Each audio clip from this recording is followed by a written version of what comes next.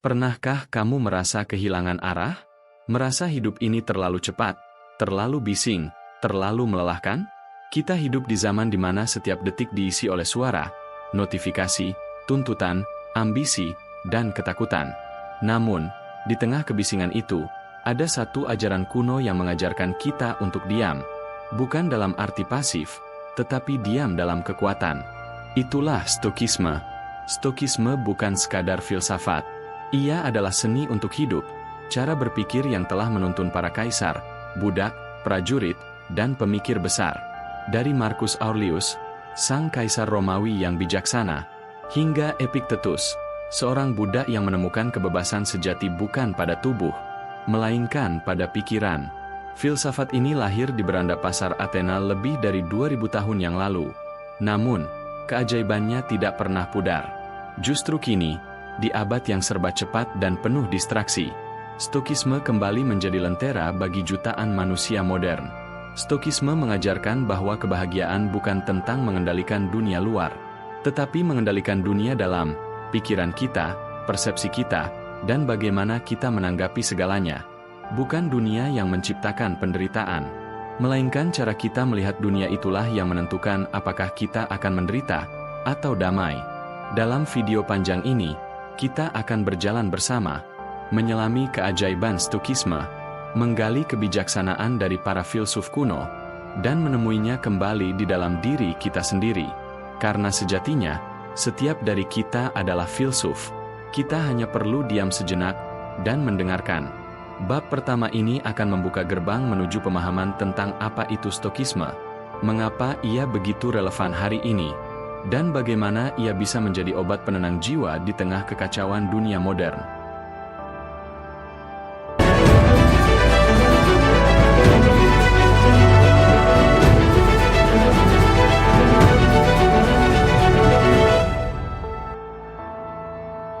Stokisme lahir di tengah hiruk-pikuk dunia kuno, di Athena, sekitar tahun 300 sebelum Masehi. Di kota yang menjadi jantung peradaban filsafat, tempat Socrates mengajukan pertanyaan-pertanyaan tentang makna hidup, dan Plato menulis tentang dunia ide yang sempurna. Hadir seorang pemikir baru bernama Zeno dari Citium. Zeno bukanlah bangsawan. Ia bukan kaisar, bukan pula filsuf yang lahir dari kemewahan. Ia adalah seorang pedagang dari Pulau Siprus, yang hidupnya berubah ketika kapalnya tenggelam di Laut Aegea. Dalam kehancuran itu, ia kehilangan segalanya, harta, kapal, kebanggaan. Namun dari reruntuhan hidup itulah, ia menemukan sesuatu yang jauh lebih berharga, kebijaksanaan. Konon, setelah kapalnya karam, Zeno berjalan tanpa tujuan ke kota Athena.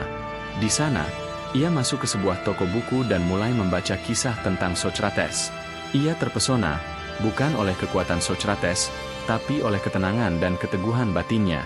Zeno kemudian berkata kepada pemilik toko, "Di mana aku bisa menemukan orang seperti ini?" Pemilik toko menunjuk ke arah jalan, ke tempat di mana seorang filsuf bernama Crates dari Tebes sedang berbicara kepada orang banyak.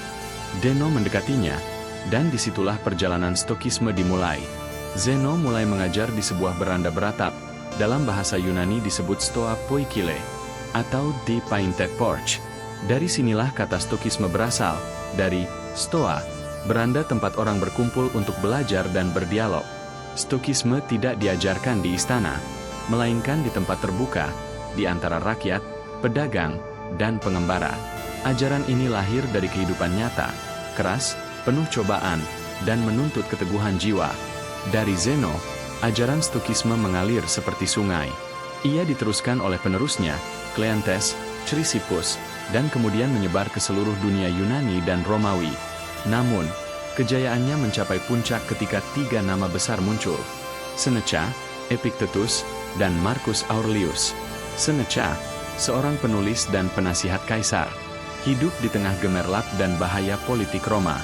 Ia menulis surat-surat kebijaksanaan kepada temannya, Lucilius, mengajarkan bahwa kekayaan sejati bukan ada pada emas, melainkan pada ketenangan batin yang tidak bisa dibeli. Bukan karena hidup ini singkat, tetapi karena kita terlalu banyak membuang waktu. Begitu tulis Seneca dalam salah satu surat terkenalnya. Lalu ada Epictetus, seorang budak. Ya, Seorang budak yang tidak memiliki apapun, bahkan tubuhnya bukan miliknya sendiri. Namun, ia mengajarkan salah satu kebenaran terdalam dalam sejarah manusia. Kamu bisa merantai tubuhku, tapi kamu tidak akan pernah merantai pikiranku.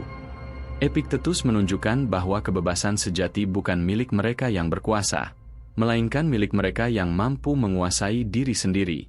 Dan akhirnya, ada Marcus Aurelius, sang kaisar filsuf, seorang penguasa dunia Romawi yang menulis untuk dirinya sendiri di tengah perang dan kekacauan. Buku catatannya, yang kini kita kenal sebagai Meditations, menjadi cermin batin seorang pemimpin yang berusaha tetap manusiawi di tengah kekuasaan mutlak. Ia menulis, ketenangan datang ketika kamu berhenti peduli pada hal-hal yang berada di luar kendalimu. 3 tokoh, 3 jalan hidup yang berbeda. Seorang politisi, seorang budak, dan seorang kaisar. Namun mereka disatukan oleh satu hal yang sama. Mereka menemukan kebebasan sejati, bukan di luar, tetapi di dalam diri. Inilah keajaiban Stokisme, ajaran yang tidak memandang status, kekayaan, atau kekuasaan. Sebuah pandangan hidup yang mengajarkan bahwa semua manusia, tanpa terkecuali, memiliki kekuatan untuk mengendalikan pikirannya, dan melalui itu, menemukan kedamaian yang tidak terguncang oleh dunia. Musik mengalun perlahan, suasana menjadi lebih tenang dan kontemplatif. Di bab berikutnya, kita akan mulai menyelami inti ajaran Stokisme, tentang apa yang bisa kita kendalikan, dan apa yang tidak bisa kita kendalikan. Inilah fondasi utama dari seluruh kebijaksanaan Stoik, membedakan mana yang tergantung pada diri kita, dan mana yang tidak.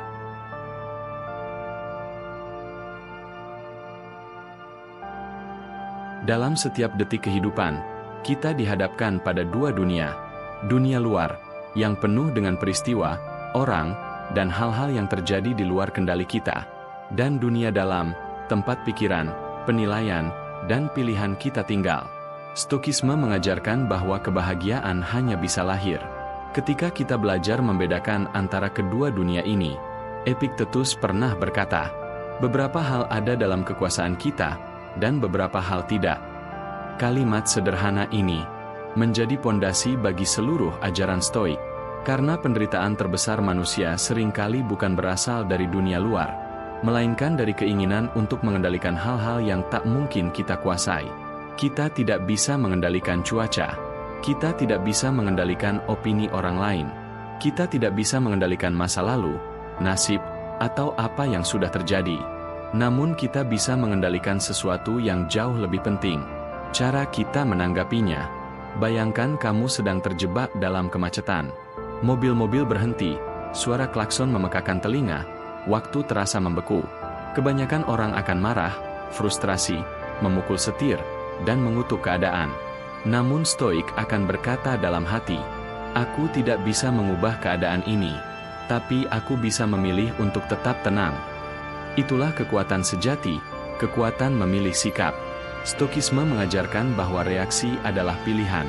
Kita tidak bisa mengontrol peristiwa, tapi kita selalu punya kendali penuh atas makna yang kita berikan pada peristiwa itu. Marcus Aurelius menulis dalam catatannya, jika kamu terganggu oleh sesuatu di luar dirimu, penderitaan itu bukan disebabkan oleh hal itu sendiri, melainkan oleh penilaianmu terhadapnya. Dan kamu memiliki kekuatan untuk menghapus penilaian itu. Kita hidup di zaman di mana segalanya bergerak cepat. Berita buruk datang setiap jam. Komentar negatif muncul di layar ponsel setiap hari. Kita ingin mengubah dunia, padahal, kadang, kita bahkan belum bisa mengubah cara kita bereaksi terhadap satu kata dari orang lain. Stokisme menuntun kita untuk berhenti berperang dengan dunia luar, dan mulai berdamai dengan diri sendiri. Mari kita bayangkan hidup seperti seorang pelaut. Lautan adalah dunia luar, tak bisa ditebak, tak bisa dikendalikan. Angin bisa berubah, ombak bisa menggila, badai bisa datang tanpa peringatan. Namun kemudi kapal, layar, dan arah yang kita pilih. Itulah dunia dalam, yang sepenuhnya berada di tangan kita. Stokisme tidak mengajarkan kita untuk melawan badai, tetapi untuk belajar berlayar dengan bijak di tengah badai. Epictetus menyebut hal ini sebagai dikotomi kendali, 2 sisi kehidupan yang harus kita pahami. Dan ketika seseorang benar-benar memahami batas ini, Hidupnya menjadi lebih ringan, lebih damai, lebih jernih. Ia tidak lagi marah pada hujan, tidak lagi kecewa karena orang lain berubah, tidak lagi takut kehilangan, karena ia tahu, semua itu bukan miliknya untuk dikendalikan. Lihatlah dunia di sekitarmu. Berapa banyak orang yang kehilangan kedamaian karena mencoba mengendalikan apa yang tidak bisa mereka ubah? Berapa banyak yang memaksakan cinta, memaksakan hasil, memaksakan dunia agar berjalan sesuai keinginan mereka? Namun kebijaksanaan sejati bukan tentang mengubah dunia, melainkan tentang mengubah cara kita melihat dunia. Ketika kita mulai menerima batas antara dua dunia ini, kita mulai menemukan kedamaian. Dan kedamaian itu bukan berarti berhenti berusaha, tetapi berusaha hanya untuk hal-hal yang benar-benar bisa kita kendalikan. Inilah pelajaran pertama dari keajaiban Stokisme, bahwa ketenangan sejati tidak datang dari luar, tetapi dari pengendalian batin yang lembut dan sadar. Karena di saat dunia berputar dengan segala ketidakpastian, orang Stoik akan berdiri teguh, bukan karena ia kuat menahan dunia, tetapi karena ia sudah berdamai dengan dirinya sendiri. Di bab berikutnya, kita akan menyelami pilar-pilar utama Stokisme, 4 kebajikan besar yang menjadi fondasi hidup Stoik: kebijaksanaan, keberanian, keadilan, dan pengendalian diri.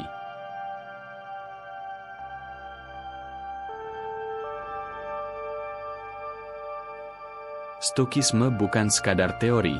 Ia bukan hanya kata-kata yang indah atau kalimat bijak yang viral di dunia maya.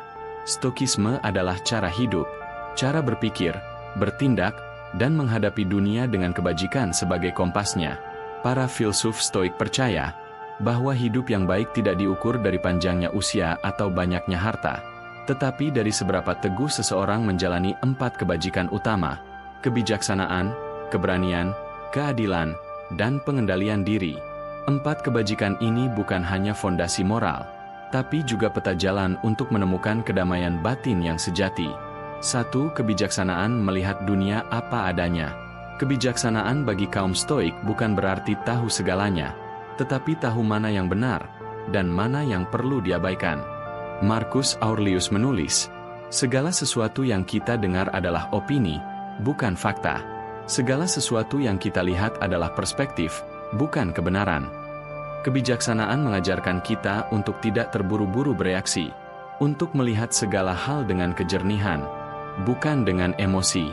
Ketika seseorang menghina kita, orang bijak tidak bertanya, mengapa dia berkata begitu? Melainkan, apakah aku harus membiarkan kata-katanya menyentuh batinku? Kebijaksanaan adalah kemampuan untuk melihat tanpa terguncang, dan bertindak tanpa amarah. 2. Keberanian melangkah di tengah ketakutan. Bagi para Stoik, keberanian bukan berarti tidak takut. Keberanian adalah tetap melangkah meski rasa takut hadir. Seneca menulis, kita lebih sering menderita dalam imajinasi daripada dalam kenyataan. Banyak orang terjebak dalam ketakutan, takut gagal, takut kehilangan, takut tidak diterima. Namun, Stoik mengajarkan bahwa ketakutan hanyalah bayangan pikiran, dan bayangan itu hilang ketika kita menatapnya dengan cahaya kesadaran. Keberanian sejati bukan hanya di medan perang, tetapi juga di saat kita berkata jujur ketika mudah untuk berbohong, di saat kita tetap lembut ketika dunia menyuruh kita keras, dan di saat kita memilih untuk tetap berjalan, meski jalan itu sunyi dan sulit. 3. Keadilan bertindak sesuai kodrat manusia. Bagi kaum Stoik, manusia tidak hidup untuk dirinya sendiri. Kita adalah bagian dari tatanan alam yang besar, sebuah jaringan kehidupan yang saling terhubung.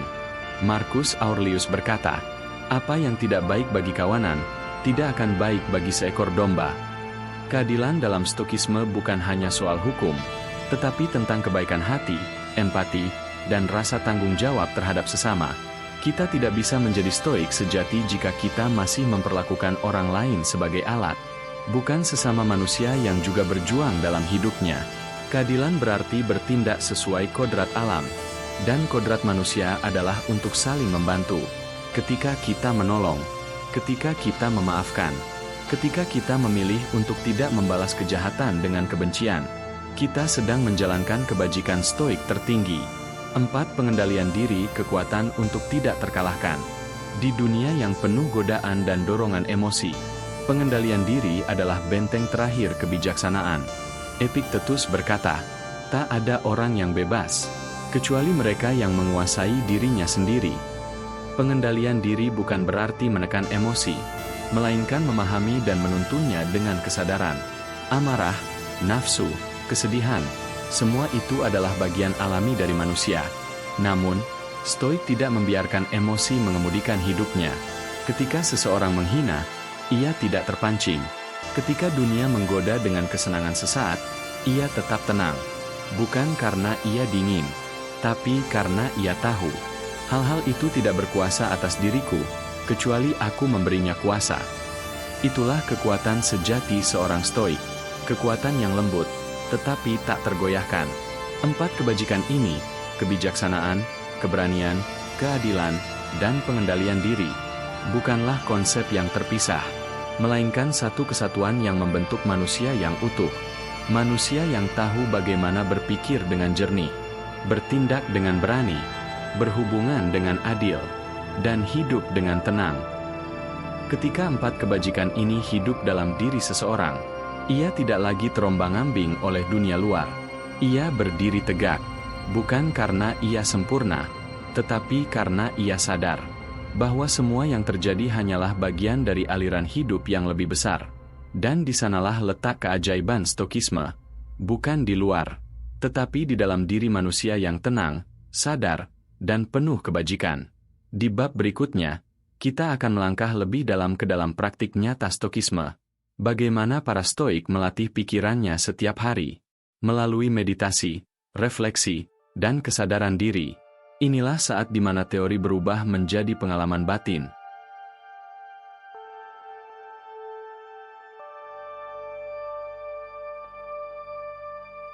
Stokisme bukanlah filsafat yang hanya dibaca di buku atau diucapkan dalam pidato.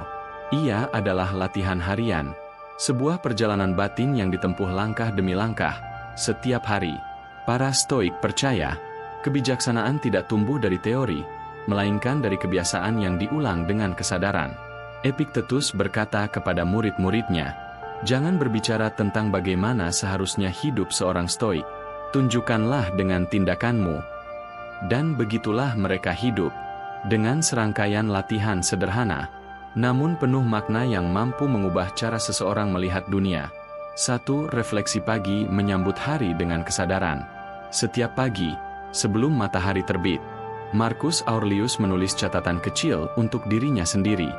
Bukan untuk publikasi, bukan untuk orang lain, melainkan untuk mengingatkan dirinya tentang hal-hal penting dalam hidup.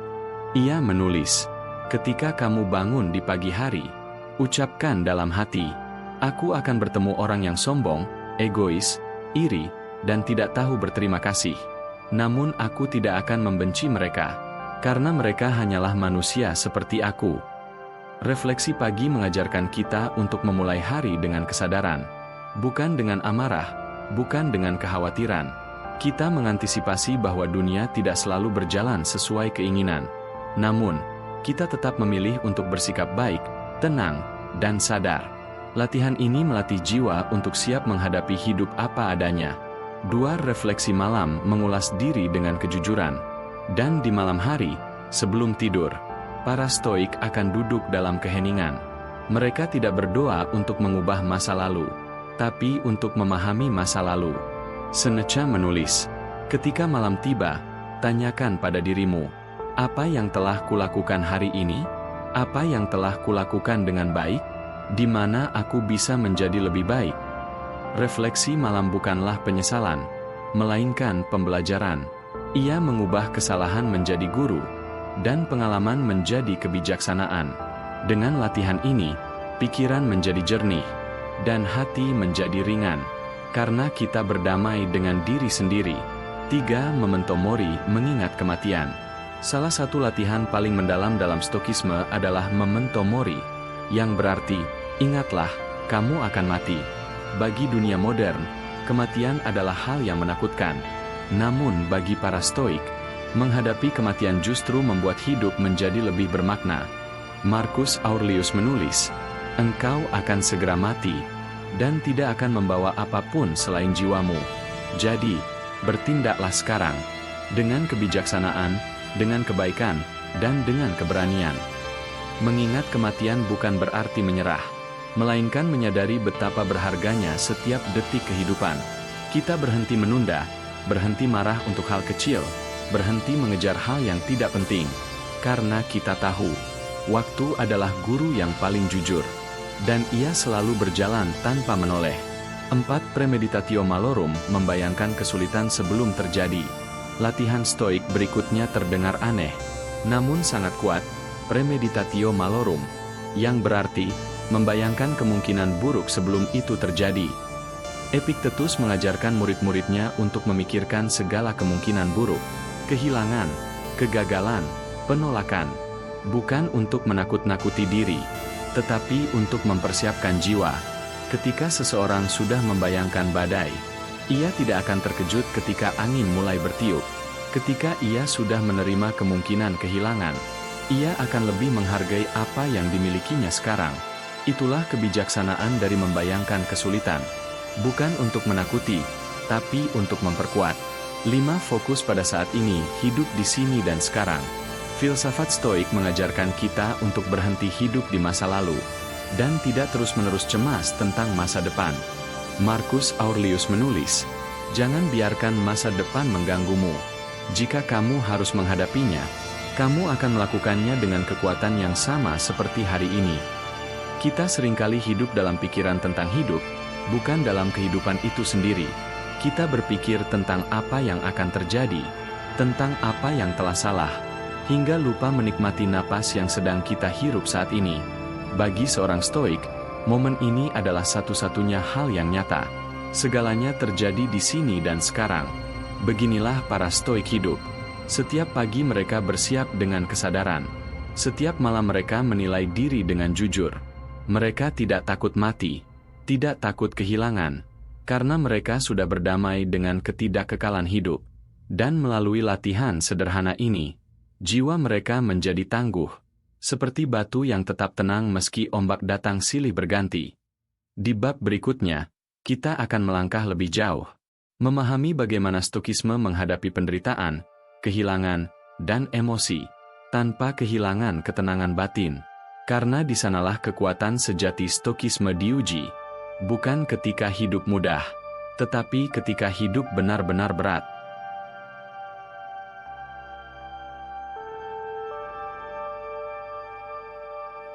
Tidak ada manusia yang luput dari penderitaan. Tidak ada yang bisa selamanya berjalan tanpa luka.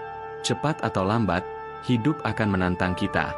Dengan kehilangan, kesedihan, dan rasa sakit yang tak bisa kita hindari. Namun, di sanalah filsafat Stoik menemukan makna terdalamnya. Bukan untuk menghapus penderitaan, tetapi untuk mengajarkan kita bagaimana berdiri teguh di tengah badai. Seneca menulis, "Seseorang yang tidak pernah diuji, tidak akan pernah mengenal kekuatan dirinya." Para Stoik percaya, penderitaan adalah bagian alami dari kehidupan. Ia bukan musuh, melainkan guru. Setiap rasa kehilangan, setiap luka, adalah kesempatan untuk mengenal siapa diri kita sebenarnya. Karena hanya ketika segalanya runtuh, kita tahu fondasi apa yang benar-benar kuat di dalam diri. 1. Penderitaan sebagai guru. Bayangkan api yang membakar kayu. Semakin banyak kayu dilempar ke dalamnya, semakin besar dan terang api itu menyala. Begitu pula dengan jiwa manusia yang hidup dengan kesadaran Stoik. Penderitaan tidak memadamkan api di dalam dirinya, justru memperkuat nyalanya. Marcus Aurelius menulis, "Halangan bagi tindakan justru mempercepat tindakan. Apa yang menghalangi jalan, menjadi jalan itu sendiri." Kata-kata ini bukan sekadar kalimat indah. Marcus menulisnya di medan perang, di tengah kesedihan, di bawah tekanan, ketika kehilangan sahabat dan keluarga. Namun di setiap kesulitan, ia tidak bertanya, "Mengapa ini terjadi padaku?" Melainkan, "Apa yang bisa kupelajari dari ini?" Inilah cara berpikir Stoik. Penderitaan bukan alasan untuk menyerah, melainkan panggilan untuk tumbuh. Karena setiap rasa sakit membawa pelajaran, dan setiap kehilangan membawa kedewasaan. 2. Tentang kehilangan. Kita semua pernah kehilangan sesuatu. Orang yang kita cintai, impian yang kita kejar, atau bagian dari diri kita sendiri yang dulu kita kenal. Bagi kaum Stoik, kehilangan adalah kenyataan yang harus diterima, bukan ditolak. Epiktetus berkata, "Jangan berkata, 'Aku kehilangan anakku,' tetapi katakan, 'Aku mengembalikannya.'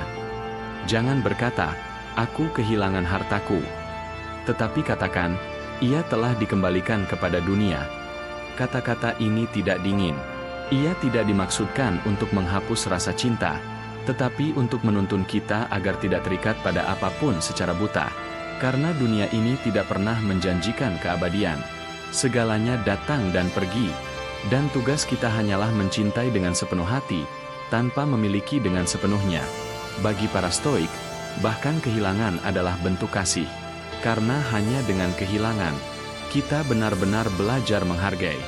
Dan hanya dengan menerima bahwa segalanya sementara, kita bisa mencintai dengan lebih murni. 3. Mengendalikan emosi di tengah duka. Banyak orang salah memahami Stoikisme, mengira bahwa menjadi Stoik berarti menekan emosi, menjadi dingin, tidak menangis, tidak merasa sedih.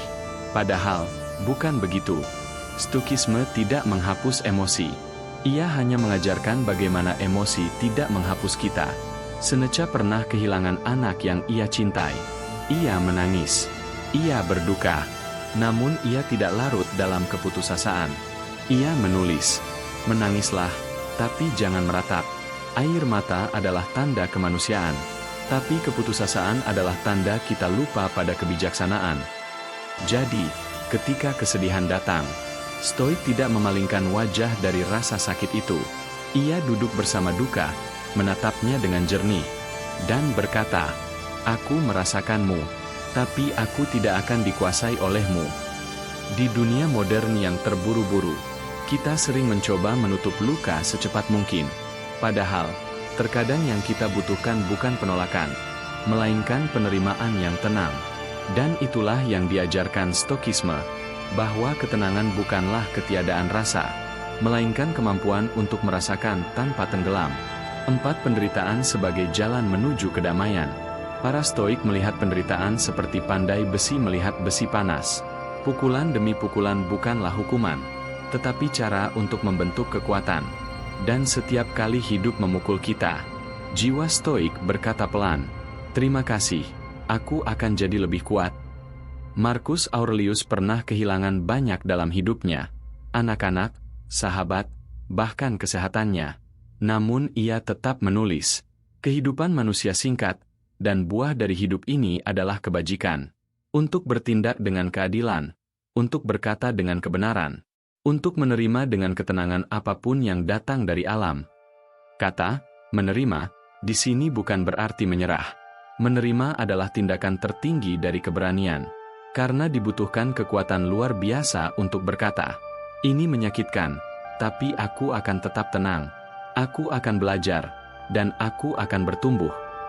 Penderitaan adalah bagian dari perjalanan manusia. Kita tidak bisa menghindarinya, tapi kita bisa belajar menari bersamanya. Karena pada akhirnya, jiwa yang tenang bukanlah jiwa yang tak pernah terluka, melainkan jiwa yang telah sembuh, tanpa kehilangan kasih, dan tanpa kehilangan kedamaian.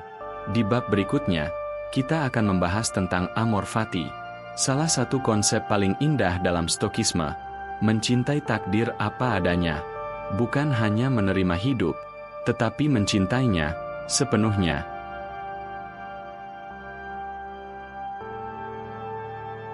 Ada kalimat indah dari Friedrich Nietzsche yang sering dikutip para pemikir modern.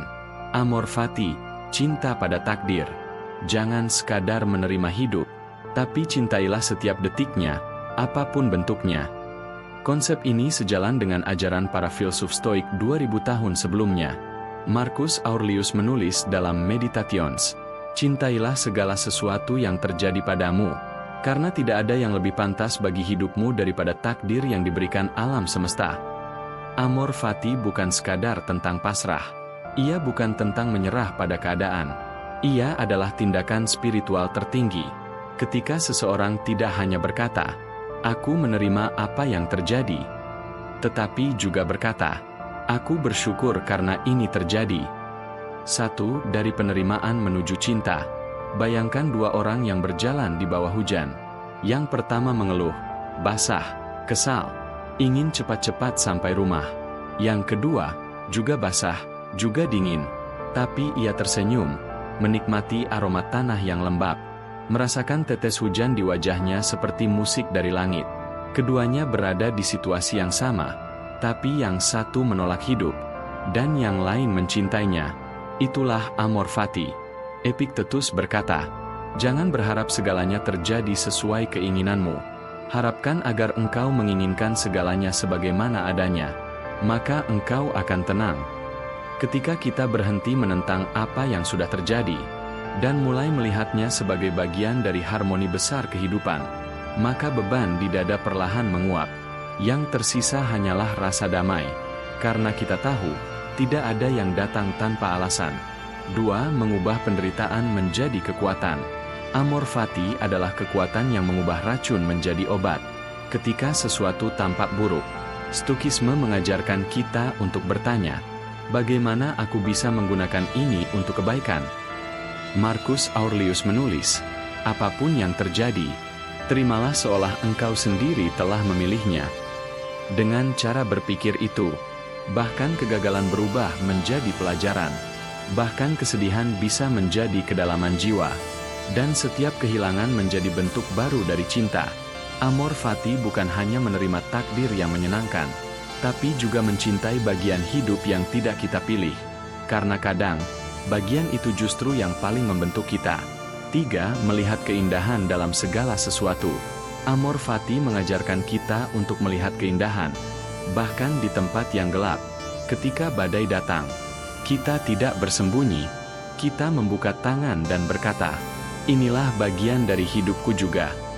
Karena tanpa malam, kita takkan tahu apa itu bintang. Tanpa kehilangan, kita takkan tahu betapa dalamnya cinta. Tanpa penderitaan, kita takkan tahu betapa berharganya kedamaian. Disinilah letak keajaiban Stokisme, bahwa keindahan tidak bergantung pada keadaan luar, tapi pada cara kita memandang dunia. Ketika hati kita selaras dengan takdir, hidup terasa ringan, dan setiap napas menjadi ucapan syukur. 4. Amor fati dalam kehidupan sehari-hari. Bagaimana menerapkan amor fati dalam hidup kita yang modern? Tidak dengan meditasi panjang atau pengasingan diri. Cukup dengan cara kita bereaksi setiap hari. Ketika macet di jalan, alih-alih marah, kita bisa berkata, ini waktu untuk melatih kesabaran. Ketika rencana gagal, alih-alih kecewa, kita bisa berkata, mungkin ada sesuatu yang lebih baik menantiku. Ketika seseorang meninggalkan kita, alih-alih menyesali, kita bisa berkata, terima kasih telah menjadi bagian dari ceritaku. Inilah bentuk cinta yang paling dalam, bukan pada seseorang, tapi pada seluruh kehidupan itu sendiri. Cinta tanpa syarat, tanpa seandainya, tanpa andai saja. Amor fati adalah ucapan, aku mencintai hidup ini, apa adanya. Ketika kita benar-benar memahami amor fati, hidup tidak lagi menjadi beban, melainkan sebuah perjalanan suci.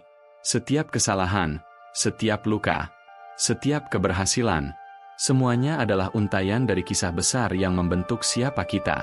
Dan pada akhirnya, tidak ada hal yang benar-benar buruk, karena semua adalah bagian dari cinta yang lebih besar. Cinta dari kehidupan itu sendiri. Amor fati adalah seni tertinggi dari kedamaian. Seni untuk tidak hanya hidup, tapi juga mencintai hidup sepenuhnya, dengan segala kekacauan, kehilangan, dan keajaibannya. Bab berikutnya akan membahas tentang ketenangan dan kebebasan batin dalam Stokisme. Bagaimana seorang stoik mencapai kedamaian sejati yang tak tergoyahkan, meski dunia di sekelilingnya penuh gejolak. Bayangkan seseorang yang duduk di tepi laut, menatap ombak yang datang dan pergi tanpa henti. Kadang ombak tenang, kadang besar dan menggulung, tapi ia hanya duduk di sana, tidak melawan, tidak takut. Ia mengamati dengan tenang, menyadari bahwa laut memang seperti itu adanya. Begitulah ketenangan seorang stoik. Tidak berarti lautnya tenang, tapi hatinya tidak lagi bergolak. Satu sumber ketenangan yang sejati. Para filsuf Stoik percaya bahwa kedamaian sejati tidak berasal dari dunia luar. Bukan dari harta, bukan dari kekuasaan, bukan dari pengakuan. Kedamaian sejati datang dari dalam, dari kemampuan untuk menguasai diri sendiri. Epictetus berkata, "Tidak ada yang bisa membuatmu gelisah kecuali pemikiranmu sendiri." Kita sering merasa hidup ini berat karena mencoba mengendalikan terlalu banyak hal. Kita ingin orang lain berubah, ingin masa depan pasti, ingin hidup selalu sesuai rencana. Padahal, semakin kita mencoba menggenggam dunia, semakin ia lepas dari tangan kita. Stokisme mengajarkan kita untuk fokus pada satu hal saja, apa yang ada di bawah kendali kita. Dan yang benar-benar bisa kita kendalikan hanyalah pikiran, sikap, dan tindakan kita sendiri. Ketika kita menerima kenyataan itu, jiwa menjadi ringan. Kita berhenti berperang dengan hal-hal yang tak bisa diubah.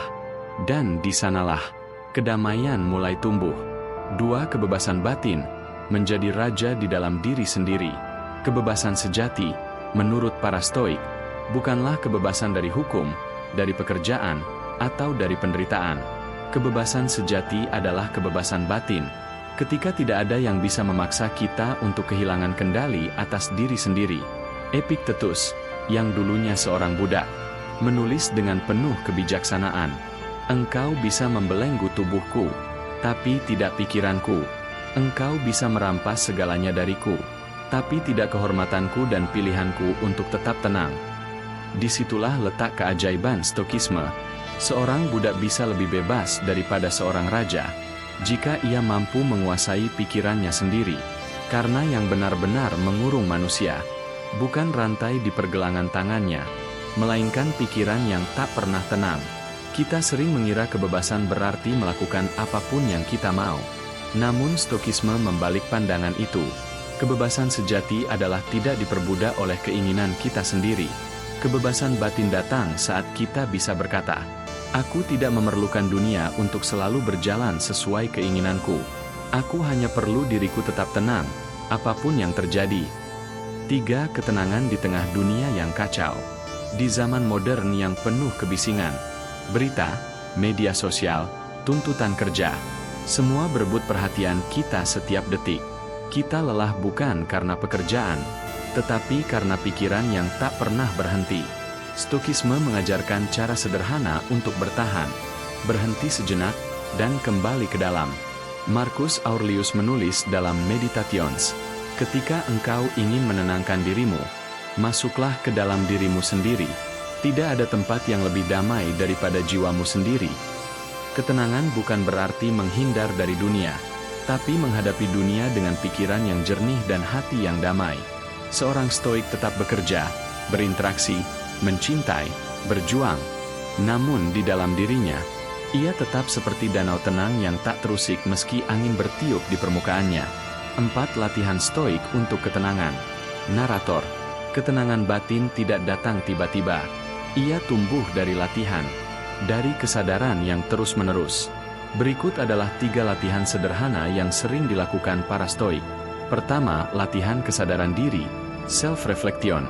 Setiap malam, sebelum tidur, renungkan hari yang telah berlalu. Tanyakan pada diri sendiri, apa yang kulakukan dengan baik hari ini? Apa yang bisa kulakukan dengan lebih bijak esok hari?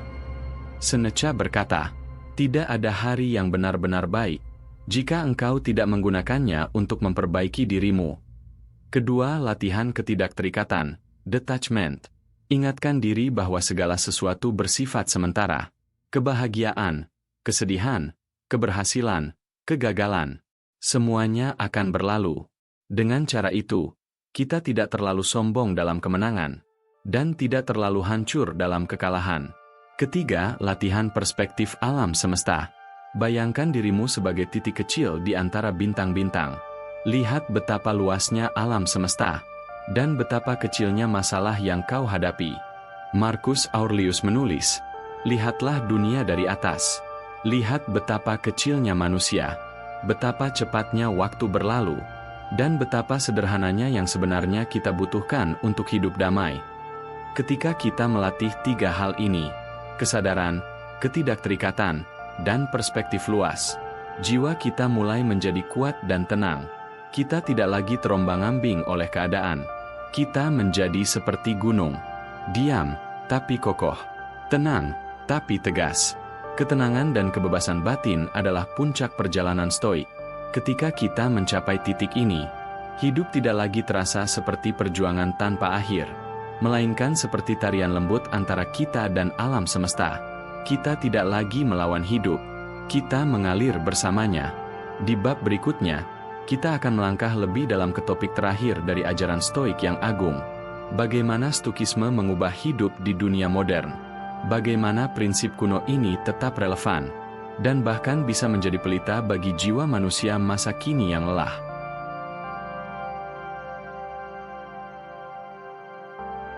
"2000 tahun telah berlalu sejak kata-kata Marcus Aurelius, Seneca, dan Epictetus ditulis.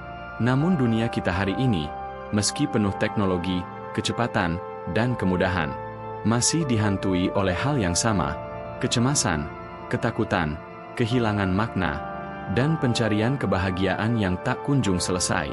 Kita hidup di era informasi, di mana satu hari terasa seperti 1000 hal terjadi sekaligus. Ponsel bergetar tanpa henti, berita datang silih berganti, dan pikiran kita jarang benar-benar tenang. Tapi mungkin, justru di zaman inilah, ajaran Stoikisme paling dibutuhkan. 1. Stoikisme sebagai kompas di era kacau. Kita sering merasa tersesat di dunia yang bergerak terlalu cepat. Kita bekerja keras, mengejar kesuksesan, namun sering lupa apa arti cukup. Stoikisme hadir sebagai kompas, yang mengingatkan kita untuk berhenti sejenak dan bertanya, apakah yang benar-benar penting bagiku? Apakah ini sesuatu yang berada di bawah kendaliku? Apakah ini membuatku menjadi manusia yang lebih baik? Epictetus menulis, bukan hal-hal di luar yang membuat manusia gelisah, tapi cara mereka memandang hal-hal itu. Di dunia modern, kita sering mencari kedamaian dengan menambah uang, menambah perhatian, menambah barang, menambah hiburan. Tapi Stoikisme justru mengajarkan kebalikan, bahwa ketenangan datang dari kurangi keinginan, kurangi keluhan, kurangi keterikatan pada hal-hal yang tidak bisa kita kendalikan, dan tiba-tiba, hidup terasa lebih luas, lebih ringan, lebih tenang. 2. Seni hidup perlahan di dunia yang bergegas. Kita hidup di zaman di mana segalanya ingin serba cepat, makan cepat, bekerja cepat, sukses cepat. Namun para Stoik tahu bahwa kebijaksanaan tidak tumbuh dari kecepatan, melainkan dari ketenangan. Marcus Aurelius menulis, berhentilah tergesa-gesa, biarkan setiap tindakanmu memiliki tujuan. Coba perhatikan bagaimana kita menjalani hari. Seringkali kita terburu-buru bahkan tanpa tahu kemana. Kita membuka ponsel tanpa sadar, mengejar sesuatu yang bahkan tidak kita pahami. Stoikisme mengingatkan, hiduplah dengan kesadaran penuh.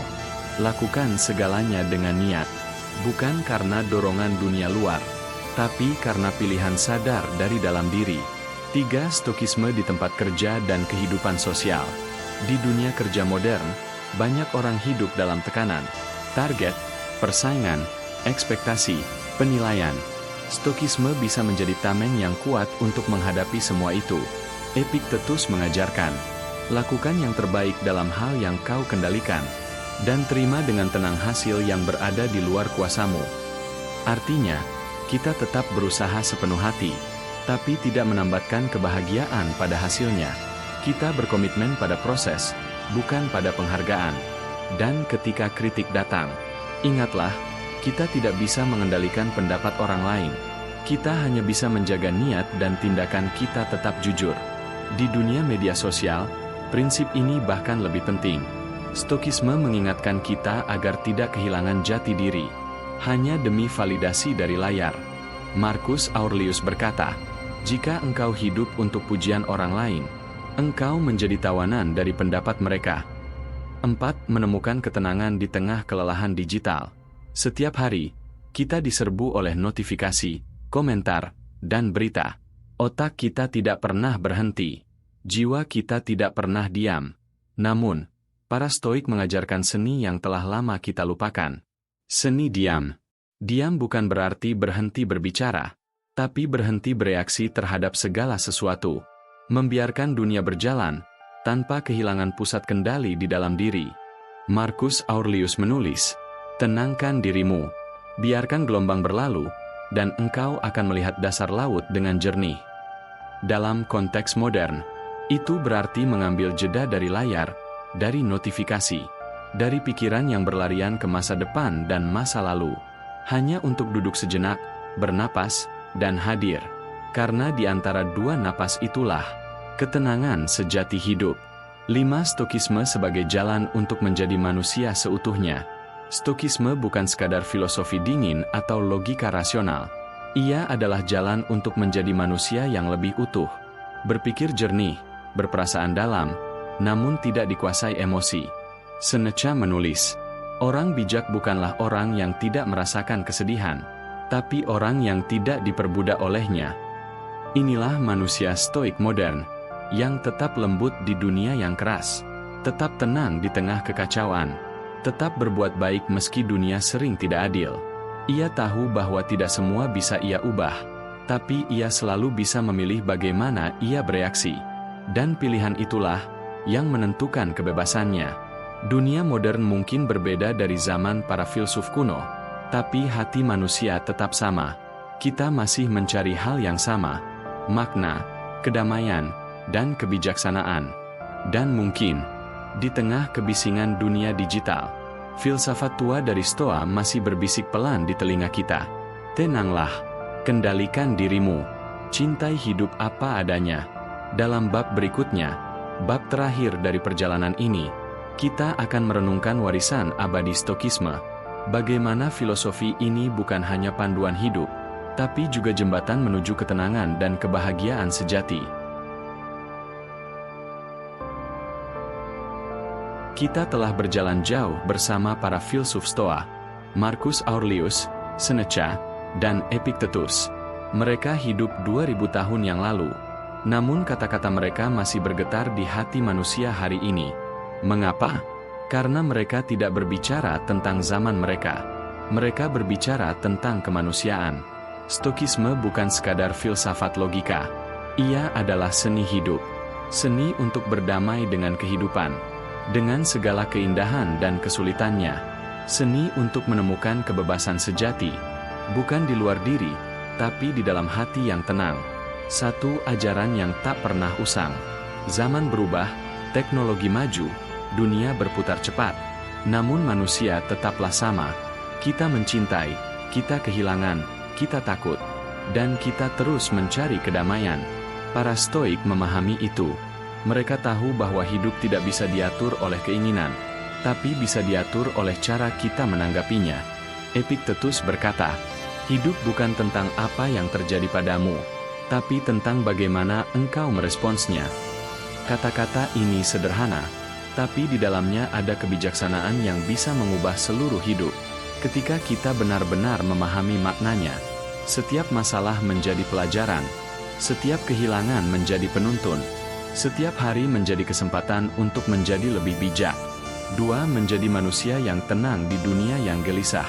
Dunia modern sering mengajarkan kita untuk mengejar lebih banyak, lebih kaya, lebih cepat, lebih populer. Namun para Stoik mengajarkan arah yang berlawanan. Menjadi lebih tenang, lebih sadar, lebih sederhana. Marcus Aurelius menulis, "Hidup bahagia adalah hidup yang selaras dengan alam." Bukan berarti tinggal di hutan atau meninggalkan dunia, tapi hidup dengan kesadaran. Menjalani setiap hari tanpa kehilangan hubungan dengan keheningan batin.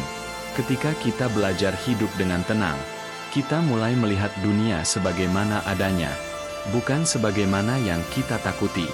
Kita berhenti bereaksi pada setiap hal kecil, dan mulai memilih tindakan dengan kebijaksanaan. Itulah kebebasan sejati. Bukan bebas melakukan segalanya, tetapi bebas dari keharusan untuk selalu bereaksi. 3. Dari pengetahuan menuju kebijaksanaan. Banyak orang tahu tentang Stokisme, tapi sedikit yang menghidupinya. Karena kebijaksanaan bukanlah tentang membaca, tapi tentang mengamalkan. Seneca menulis, Filsafat bukanlah seni berbicara, tapi seni bertindak. Artinya, kebijaksanaan sejati tampak dari cara kita menjalani hari, dari bagaimana kita menahan amarah, bagaimana kita menerima kegagalan, bagaimana kita bersyukur di tengah kesulitan. Filsafat Stoik bukan untuk dihafal, tapi untuk dihidupkan. Dan ketika kita mulai mempraktikannya sedikit demi sedikit, dalam kesabaran, dalam empati, dalam penerimaan, jiwa kita perlahan berubah. Kita menjadi lebih kuat, lebih tenang, lebih berbelas kasih. Bukan karena hidup menjadi mudah, tetapi karena kita telah menjadi lebih dalam. 4. Ketenangan sebagai tujuan terakhir. Semua ajaran Stoik pada akhirnya bermuara pada satu hal. Ketenangan. Bukan ketenangan yang kosong, tapi ketenangan yang penuh. Karena lahir dari pengertian mendalam tentang hidup. Ketenangan bukan berarti tidak ada masalah, tapi kemampuan untuk tetap damai. Meski masalah datang dan pergi. Ketenangan bukan berarti tidak ada suara, tapi kemampuan untuk mendengar hati sendiri. Di tengah kebisingan dunia, narator, suara menurun perlahan.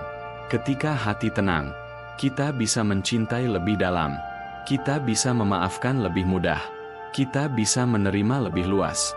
Dan disitulah, jiwa menemukan rumahnya. Di dalam diri sendiri. 5. Warisan untuk masa depan. Warisan terbesar dari Stokisme bukanlah kata-kata, melainkan kesadaran bahwa kebahagiaan sejati tidak perlu dicari di luar sana. Ia sudah ada di dalam diri kita, menunggu untuk disadari. Kita tidak bisa mengendalikan dunia, tapi kita bisa memilih untuk hidup dengan kebajikan.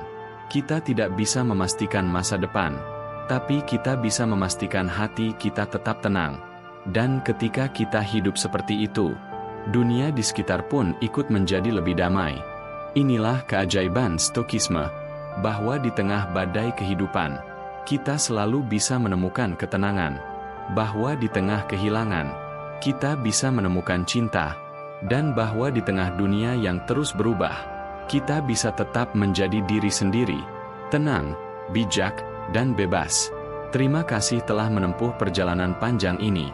Semoga setiap kata, setiap renungan, membawamu sedikit lebih dekat kepada kedamaian sejati yang selama ini kau cari.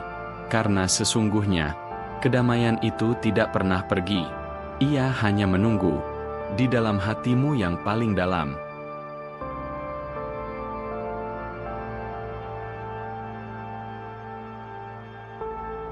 Sekarang, diam sejenak, tarik napas perlahan, rasakan keheningan itu. Itulah yang dicari semua manusia, kedamaian. Dan mungkin, selama ini, kita hanya lupa bahwa ia selalu ada di dalam diri. Kita sering berlari mengejar banyak hal, pengakuan, harta, cinta, kebahagiaan.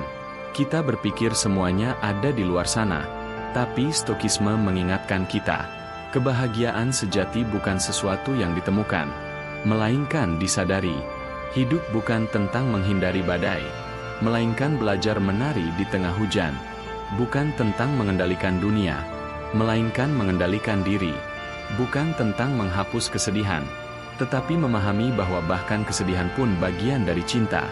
Dan pada akhirnya, yang kita butuhkan hanyalah 3 hal: kesadaran, kebajikan, dan kasih. Kesadaran untuk menerima hidup apa adanya, kebajikan untuk bertindak dengan bijak, dan kasih untuk memaafkan, terutama diri sendiri. Marcus Aurelius pernah menulis, ketenangan datang ketika kau berhenti berharap masa depan akan berbeda, dan mulai mencintai masa kini apa adanya. Maka, biarlah dunia berjalan sebagaimana mestinya. Biarlah waktu terus bergerak. Kita tidak perlu melawan. Cukup hadir, sepenuhnya, dengan hati yang sadar. Karena disitulah keajaiban hidup berdiam. Terima kasih, karena telah menemani perjalanan ini sampai akhir. Semoga setelah video ini, kau tidak hanya memahami Stokisme, tetapi menghidupinya. Tenanglah, karena tak ada yang benar-benar hilang. Semua hanya sedang berubah menjadi bentuk yang baru. Amor Fati. Cintai takdirmu. Memento Mori. Ingatlah, Hidup ini berharga karena tidak abadi.